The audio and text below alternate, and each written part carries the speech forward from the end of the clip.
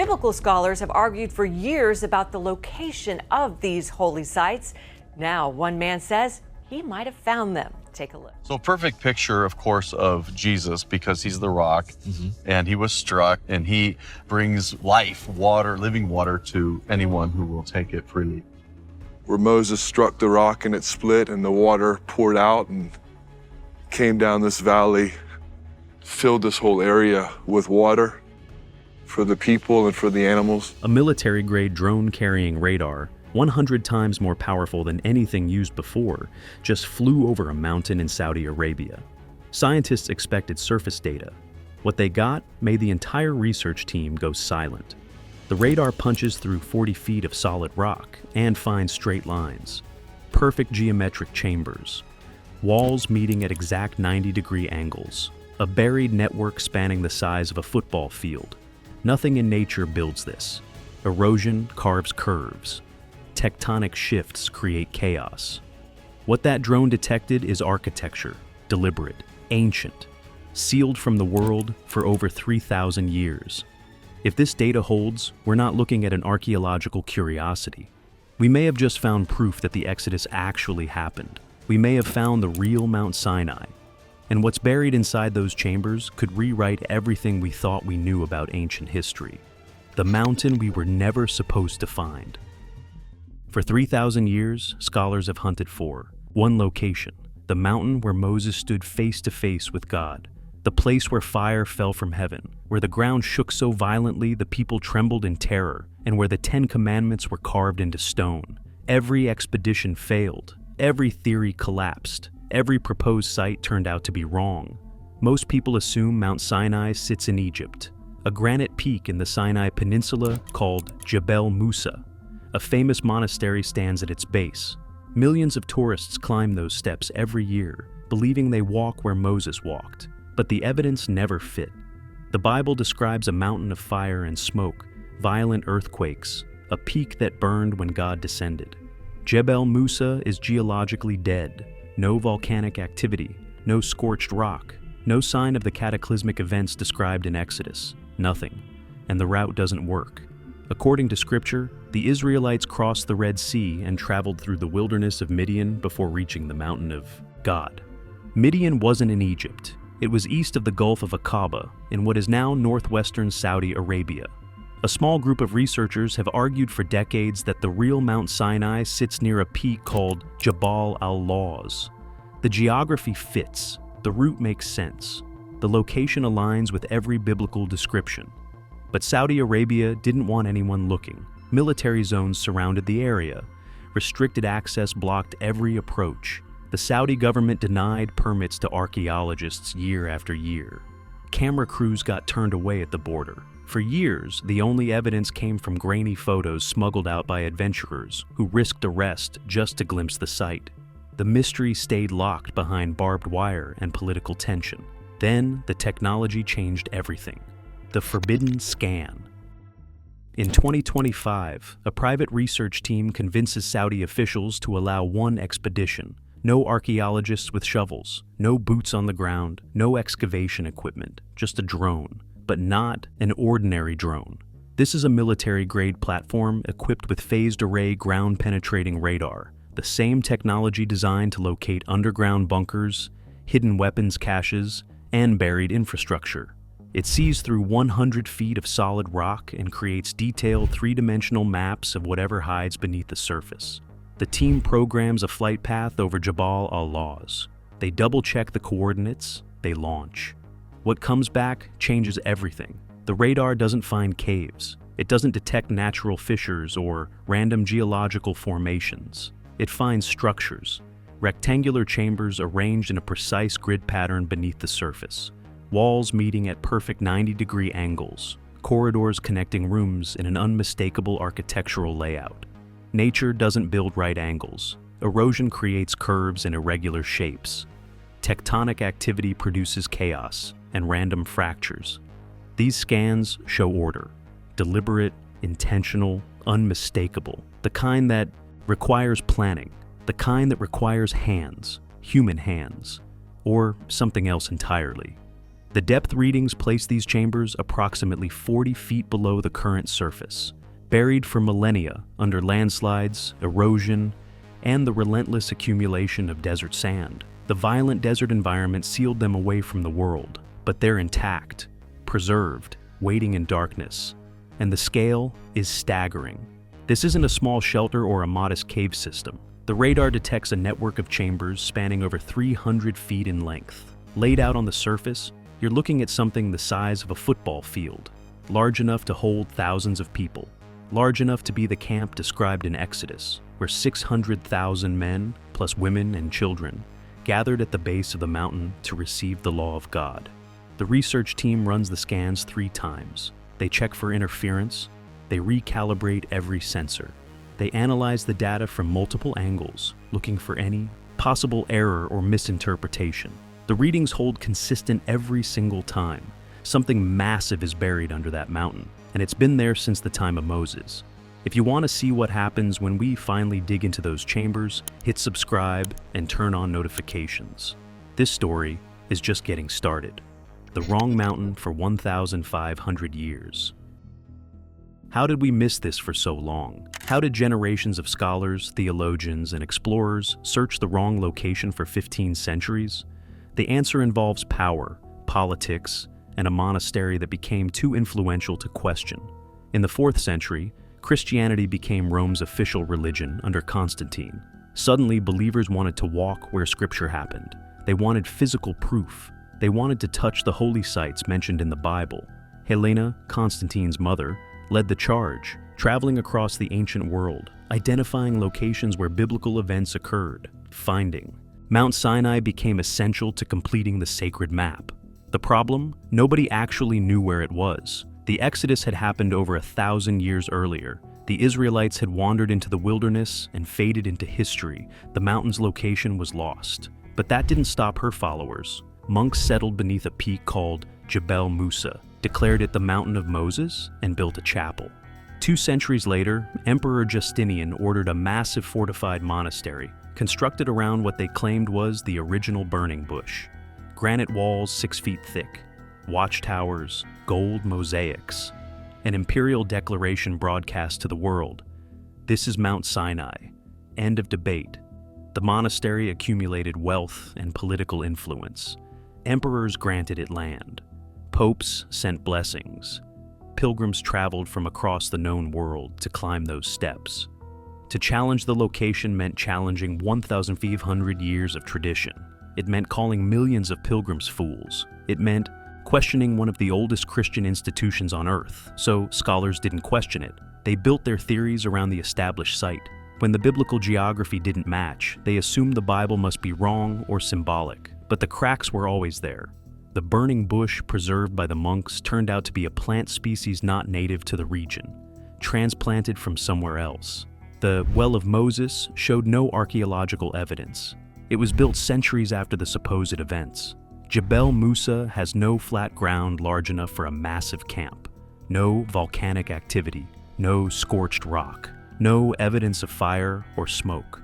Everything was wrong. It took a drone flying over Saudi Arabia to find what should have been there all along. Evidence carved in stone.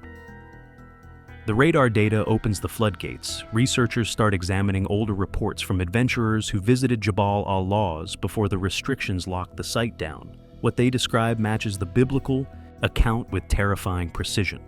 The scorched summit. At the peak of Jabal al-Lawz, the rock is black, not weathered black, not stained by lichen or darkened by age. Scorched black, as if the entire summit was dropped into a furnace and pulled out again. Every surrounding mountain in the range is granite, light tan, pale gray, the typical coloring you expect in this region. But this one peak stands out like a burnt match against clean paper. Something catastrophic happened here, something that left permanent scars on the stone itself. Geologists run the samples through rigorous analysis. The verdict hits like a thunderclap. This rock reached temperatures exceeding 1,000 degrees Celsius. That's hotter than volcanic lava. That's the kind of heat that transforms stone at the molecular level. Something burned this mountain, and it burned hot enough to change the rock forever. Exodus 19 describes the mountain burning when God descended. smoke ascending like the smoke of a furnace, the whole mountain trembling violently.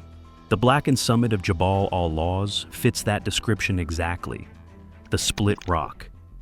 At the base of the mountain sits a massive boulder, split clean down the middle. The crack runs smooth, almost surgical in its precision. The two halves sit separated by a wide channel worn into the earth. The ground around the boulder shows unmistakable signs of heavy water erosion, deep grooves carved by flowing liquid, smooth stones polished by current, water erosion, in one of the driest places on earth, in a region where rainfall is measured in millimeters per year. The Bible describes Moses striking a rock and water pouring out in quantities so vast, it satisfied millions of people and all their livestock. The split boulder at Jabal al-Lawz matches that story precisely. There's no natural water source nearby today, no underground spring, no seasonal stream.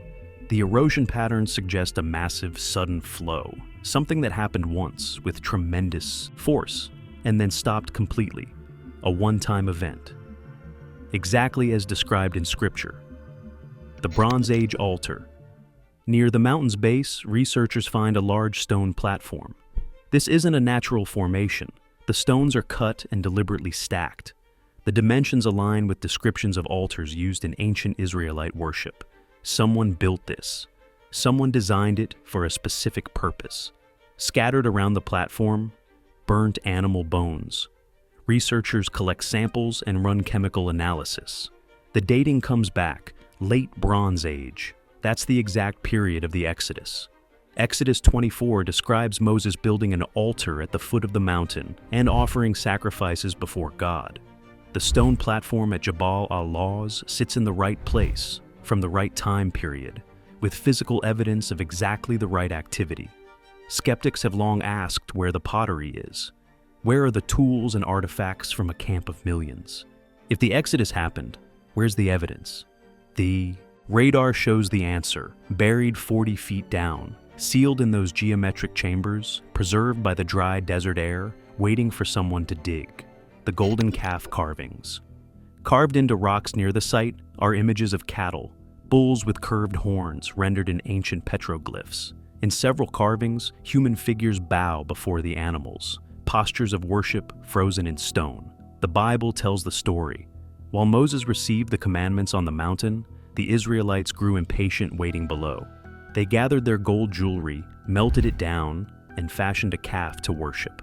When Moses descended and saw the idol, he burned with fury and destroyed it. The calf was destroyed, but memories persist. And at Jabal al-Lawz, that memory is carved permanently into rock, a record of the sin that nearly destroyed the covenant before it began. The boundary markers, Exodus 19, records God's explicit warning. The people were forbidden to touch the mountain, or they would die. Moses set boundaries. Around the base, a sacred perimeter that no one could cross. Long lines of stones circle the base of Jabal al-Lawz. Not walls, not animal pens, not natural formations. Single-file rows of stones marking a perimeter. A sacred boundary. A line never meant to be crossed. The exact arrangement described in Scripture. Scorched summit. Split rock with impossible water erosion, Bronze Age altar with burnt offerings, golden calf petroglyphs, boundary marker stones. Every single piece of physical evidence points to this location. The coincidence is stacked too high to dismiss. Critics argue Egypt should have documented losing hundreds of thousands of slaves, but Egyptian writing was propaganda. Pharaohs recorded victories, conquests, and triumphs. They never recorded defeats or humiliations. When the Hyksos rulers were expelled from Egypt, their names were scratched from every monument. When Pharaoh Akhenaten tried to reform Egyptian religion, later rulers erased him from history, destroyed his statues, dismantled his temples, removed his name from the record. If Egypt erased its own kings from existence, it would absolutely erase any record of a foreign god defeating them. The silence in Egyptian records isn't evidence against the Exodus. It's exactly what we'd expect if the Exodus happened. The vault and the lost relic. Some researchers believe those buried chambers hold more than ancient pottery and tools. They believe something far more significant waits sealed in the darkness beneath that mountain. The Ark of the Covenant. The Ark was built at Mount Sinai. Exodus describes its construction in extraordinary detail. A chest of acacia wood overlaid with pure gold, containing the stone tablets of the Ten Commandments. The Ark traveled with the Israelites for centuries. It rested in the tabernacle during the wilderness years. Eventually, it was placed in Solomon's temple in Jerusalem. Then, it vanished. By the time Babylon destroyed the temple in 586 BCE, the Ark was already gone. No record of its capture, no account of its destruction, no mention of it being carried off as plunder. The most sacred object in Israelite religion simply disappeared from history. What if it never left Mount Sinai? The Ark represented the physical presence of God among his people. If the kingdom was collapsing and enemies approached Jerusalem, the priests needed a desperate plan. They wouldn't take it to Egypt. Egypt was the ancient enemy. They wouldn't leave it in a doomed city awaiting destruction.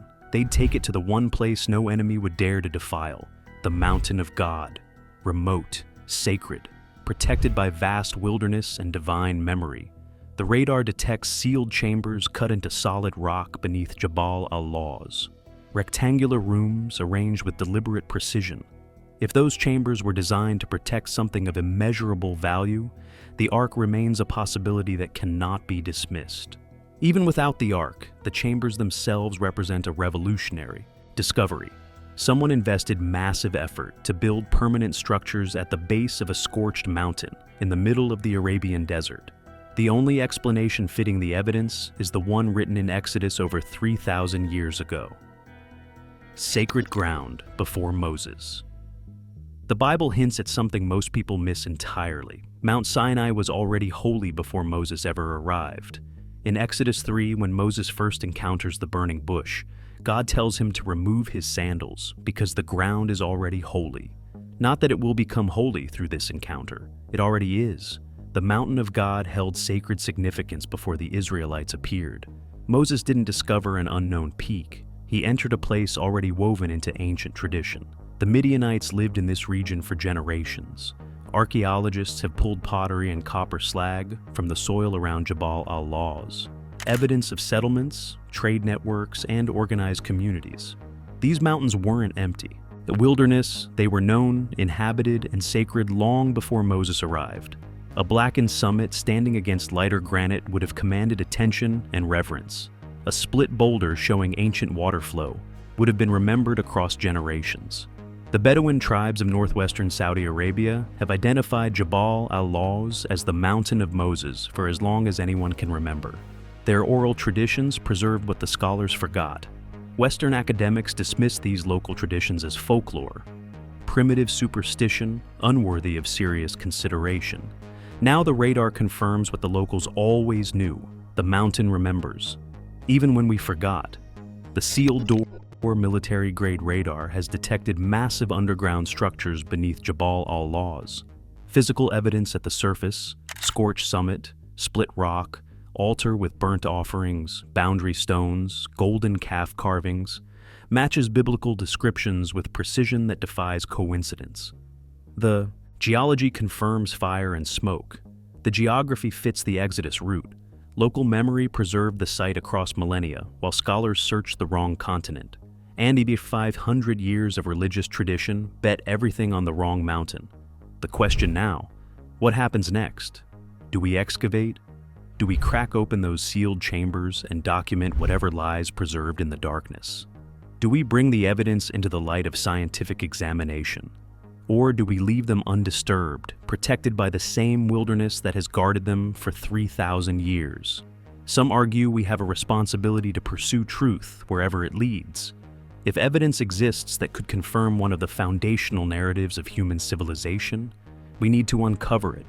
We need to see what's inside. Others believe those chambers were sealed for a reason, not simple storage, a vault, a time capsule, a message left by people who knew exactly what they were hiding and why. The drone has done its work. It has shown us exactly where to look. The data cannot be explained away or dismissed as coincidence. The Bible might not be mythology, the Exodus might not be a story, and 40 feet beneath that scorched peak, buried in sealed chambers that have waited in silence for 3,000 years, the proof sits in darkness, waiting for someone to finally dig. The mountain stands ready. The radar has revealed the path. The only question left: are we ready to see what's inside?